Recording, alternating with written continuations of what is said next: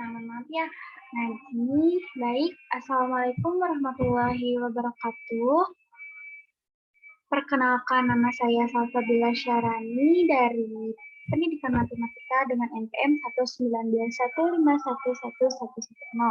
Nah, di sini saya akan membahas mengenai proposal kualitatif yang mana berjudul Analisis Kemampuan Metakognisi dan Kecerdasan Spiritual Siswa ditinjau dari gaya belajar pada materi bangun ruang sisi Lampung.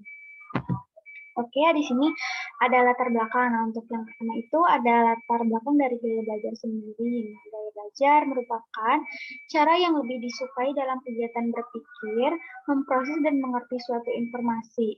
Nah, untuk gaya belajar masing-masing siswa tentunya berbeda satu sama lain. Nah, oleh karena itu gaya belajar siswa yang berbeda, maka penting bagi guru untuk menganalisis gaya belajar siswanya sehingga diperoleh informasi yang dapat membantu guru untuk lebih peka dalam memahami perbedaan di dalam kelas dan dapat melaksanakan pembelajaran yang bermakna. Untuk yang kedua itu tidak ada pelajaran yang sulit jika setiap anak menangkap informasi atau materi sesuai dengan gaya belajarnya. Oleh karena itu, dapat dikatakan bahwa karakteristik gaya belajar yang dimiliki siswa merupakan salah satu modalitas yang berpengaruh dalam pembelajaran, pemrosesan, dan komunikasi. Nah, berdasarkan pada hal tersebut, diduga kecenderungan gaya belajar yang dimiliki masing-masing siswa dapat mempengaruhi kemampuan penalaran atau metakognisi. Nah, untuk berdasarkan uraian di atas, maka akan dilakukan penelitian untuk mengatasi masalah yang dijelaskan, yaitu untuk meningkatkan kemampuan metakognisi siswa berdasarkan gaya belajar yang dimiliki dengan materi matematika yang diterapkan, yaitu mengenai bangun ruang sisi lengkung. Nah, oleh karena itu, melakukan penelitian yang berjudul Analisis Kemampuan Metakognisi dan Kecerdasan Spiritual ditinjau dari gaya belajar siswa pada materi bangun ruang sisi lengkung. Nah, ada rumusan masalah yang pertama, bagaimana kemampuan metakognisi siswa SMP kelas 9, bagaimana kecerdasan spiritual siswa SMP kelas 9, bagaimana gaya belajar siswa, bagaimana kemampuan metakognisi dan kecerdasan spiritual siswa ditinjau dari gaya belajar siswa. Nah, lanjut. Nah, di sini ada yang pertama itu ada definisi operasional. Nah, sesuai dengan judul penelitian, yaitu analisis kemampuan metakognisi ditinjau dari kecerdasan spiritual dan gaya belajar siswa pada materi bangun ruang sisi lengkung. Nah, pada definisi operasional ya, yang perlu dijelaskan yaitu yang pertama, langsung ya, mengenai analisis. Nah, menurut KBBI, dalam jaringan analisis adalah penyelidikan terhadap suatu proses karangan perbuatan untuk mengetahui keadaan yang sebenarnya, sebab musabab duduk perkaranya. Secara umum, analisis ialah kajian yang dilaksanakan terhadap semua objek secara mendalam. Dalam penelitian ini, analisis yang dimaksud adalah penguraian kemampuan penalaran matematis ditinjau dari gaya belajar siswa pada materi. Mohon maaf ya, di sini ada pada materi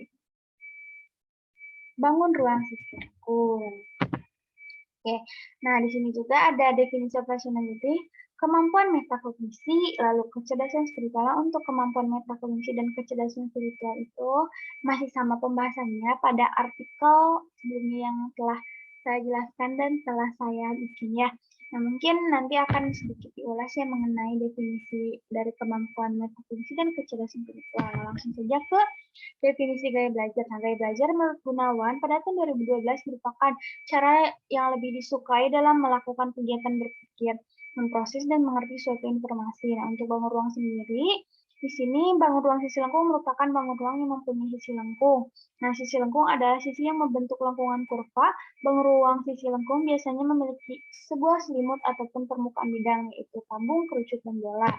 Nah, untuk tujuan dari penelitian ini, berdasarkan rumusan masalah di atas, maka tujuan yang akan dicapai pada penelitian ini yaitu yang pertama, untuk mengetahui kemampuan metakognisi, mengetahui kecerdasan spiritual siswa, mengetahui gaya belajar siswa, dan mengetahui kemampuan metakognisi kecerdasan spiritual ditinjau dari gaya belajar siswa SMP kelas 9.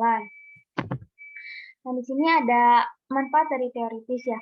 Manfaat dari teoritis sendiri itu ada manfaat teoritis dan manfaat praktis.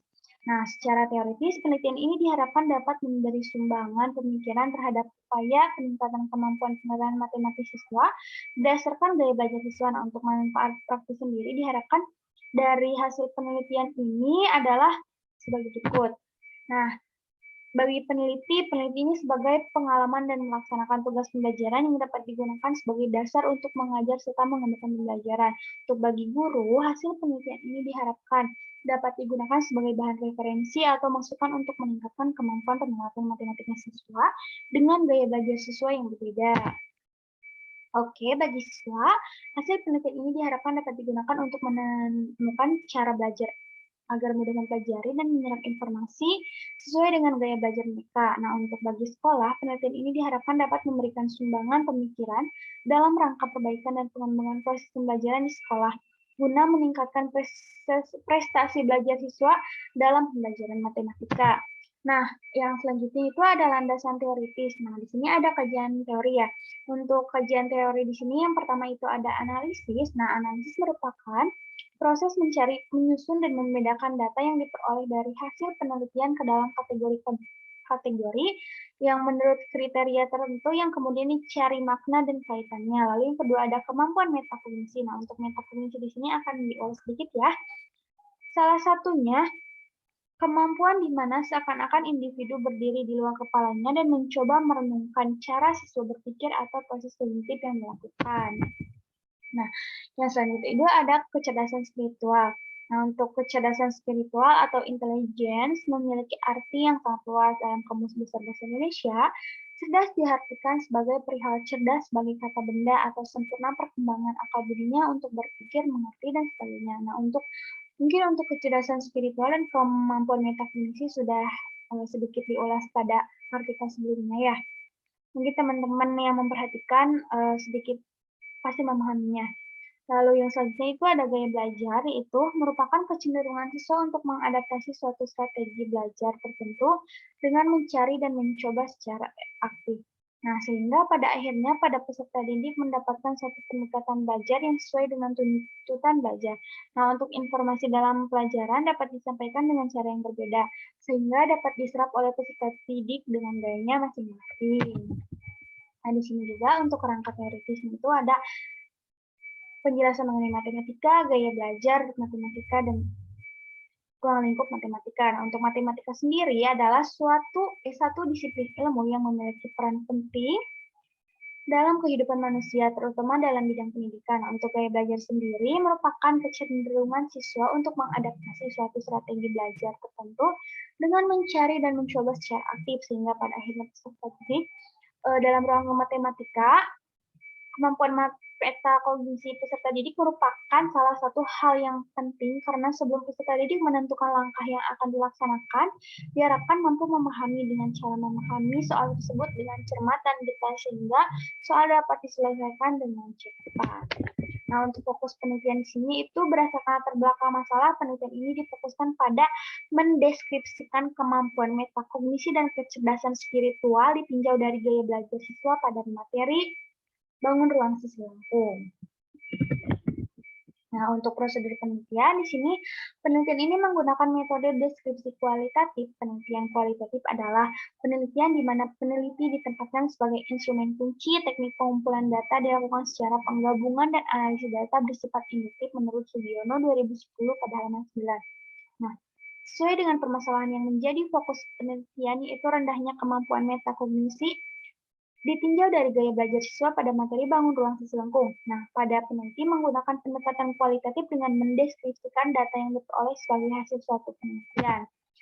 Untuk yang selanjutnya itu ada sumber data ya, sumber data penelitian. Nah, yang mana segala sesuatu yang dapat memberikan informasi mengenai data berdasarkan sumbernya, data dibedakan menjadi dua yaitu pertama data primer yaitu data yang dibuat oleh peneliti untuk maksud khusus menyelesaikan permasalahan yang sedang ditangani. Yang kedua ada data sekunder yaitu data yang telah dikumpulkan untuk maksud selain menyelesaikan masalah yang sedang dihadapi, data ini dapat ditemukan dengan cepat. Lalu itu teknik pengumpulan data ya selanjutnya. Nah, di sini itu penelitiannya kualitatif dilakukan untuk menjelaskan dan menganalisis fenomena, peristiwa, dinamika sosial, sikap kepercayaan, dan persepsi seseorang atau kelompok terhadap sesuatu. Nah, untuk data yang dikumpulkan dalam riset kemudian ditafsirkan sesuai dengan metode teknik pengumpulan data pada penelitian kualitatif, maka peneliti menggunakan beberapa teknik pengumpulan data antara lain Pertama itu ada lembar tes uji kemampuan, ada tes angket, ada yang ketiga itu ada wawancara. Nah, untuk teknis analisis data digunakan dalam penelitian ini juga ada teknik analisis data menurut Niels dan Huberman, April 2015. Niels dan Huberman membagi analisis data ke dalam 3 tahapan sebagai berikut. Pertama itu reduksi, kedua penyajian data, yang ketiga ada penetapan kesimpulan. Nah, selanjutnya itu ada waktu dan tempat penelitian ya. Untuk waktu penelitian, nah merupakan kapan dalam lamanya penelitian ini berlangsung, mulai dari perencanaan sampai dengan penyusunan proposal penelitian. Nah, untuk semangat tempat penelitian merupakan tempat di mana sebenarnya penelitian dilakukan dan di mana peneliti menangkap keadaan dari objek-objek yang diteliti. Nah, mungkin untuk waktunya dimulai dari bulan Februari, Maret, dan April, terakhirnya itu bulan April. Nah, mungkin untuk presentasi proposal kualitatif kali ini saya cukupkan. Mohon maaf apabila terdapat kesalahan. Wabillahi taufiq wal hidayah. Wassalamualaikum warahmatullahi wabarakatuh.